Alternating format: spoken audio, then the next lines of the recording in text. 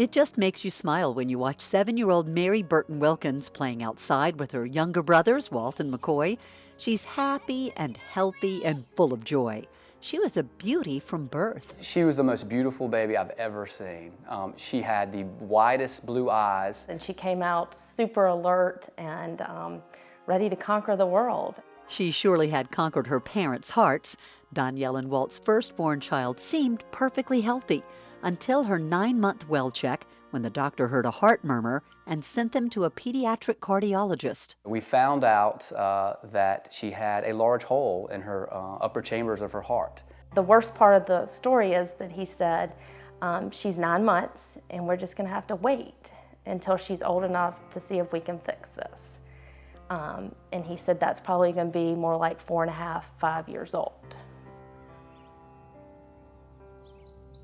Maggie and Buck Bradbury had to do some waiting, too.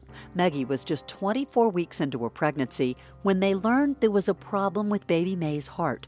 It was several weeks before the specialist could see them. We finally got in and they took measurements, and at the end of the appointment, the doctor was on his knees praying with us. He sent Maggie and Buck to the Medical University of South Carolina for a second opinion. Hypoplastic left heart syndrome is what May ultimately had. Finally, when she was born, and even 3 weeks after, when she was in the PCICU, we just waited, and they finally diagnosed her. And it's where the left side of her heart is smaller than the right. We knew at that point that we would have a long, difficult road ahead of us, some long days, long nights. The Bradburys pulled up stakes and moved from Greenville to Charleston so they could be right at MUSC when May was born. Then the waiting continued. For more than 3.5 years, Danielle and Walt waited and watched their little girl grow up. They had 2 more children, boys, and every 6 months Mary Burton saw the cardiologist. Then, when she was 4.5 years old, it was time to go to Charleston. It was time for surgery. And we told Mary Burton that we had to go fix her heart and tried to make it an extremely positive experience. Her doctors had 2 options: standard sternotomy, open Mary Burton's chest and surgically close the hole in her heart, high risk, or a safer but relatively new procedure to patch the hole. And it was a catheter procedure where they would stick a catheter into her femoral artery and run it into her heart and basically put a patch on the hole that they were trying to close. We made a big deal over it. We told her we were going to stay in a hotel, and we told her preschool class, and they were praying for her, and made it a big deal that she was going to get her heart fixed, and it was more, we tried to make it more exciting than it was scary. Unfortunately, Mommy and Daddy were dying inside. So they wheeled her off, and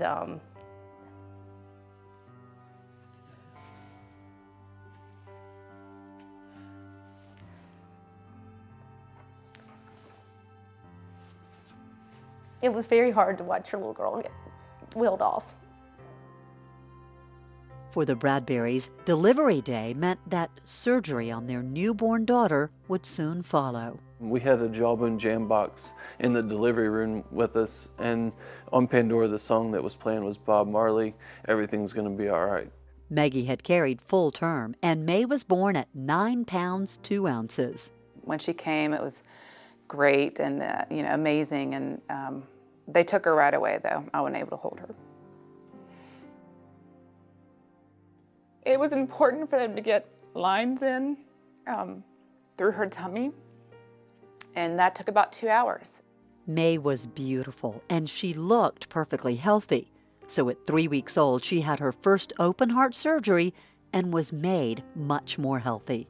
She had her first surgery at 3 weeks, her second surgery at about 5 months, and then she'll have her third at about 2.5, probably, 35 pounds. May's first few months were demanding. No going out, being weighed every day and keeping health stats.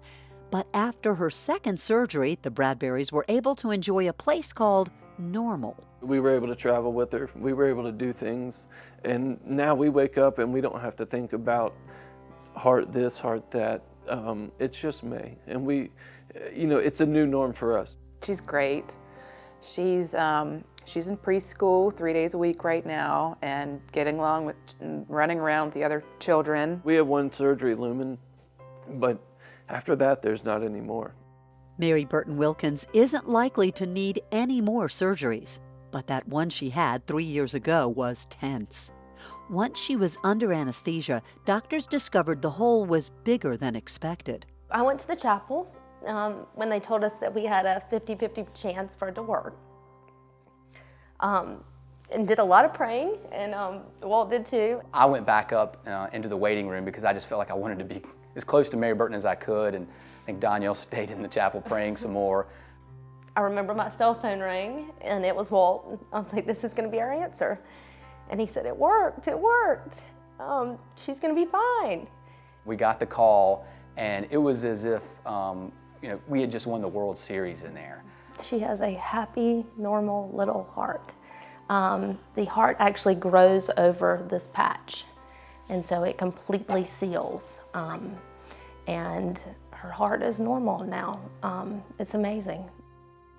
Danielle and Walt Wilkins, Maggie and Buck Bradbury, and the team of friends and family who prayed each of their beautiful little girls through heart surgery all stand amazed at the tenderness of the medical teams and the innovations in medical technology that saved their little girls. We've kind of played it more, we just went to MUSC and we put a Band-Aid on your heart and you're better now. They got a little bandage and put a wire up to my heart and sticked it on there. Now we make it a big deal in the fact that we're so grateful for the Heart Association and everything that it does to raise awareness and to raise money so that people are able to have these procedures, that it wouldn't have happened 10 years before. It's really amazing for them to see and then for them to actually be able to put a plan into place and to really fix her heart in such a manner that she'll live a pretty normal life.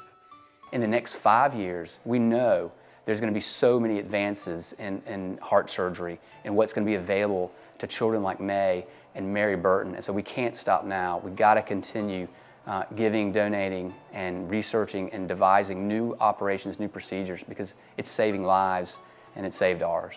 Without the American Heart Association, without your donations, May, We wouldn't have her here today. And I'm sure that everybody, a lot of people, everybody I know has been touched by some heart condition. So I'm sure everybody can think of right now somebody that it's touched. So because of your loved ones, that's why you should donate.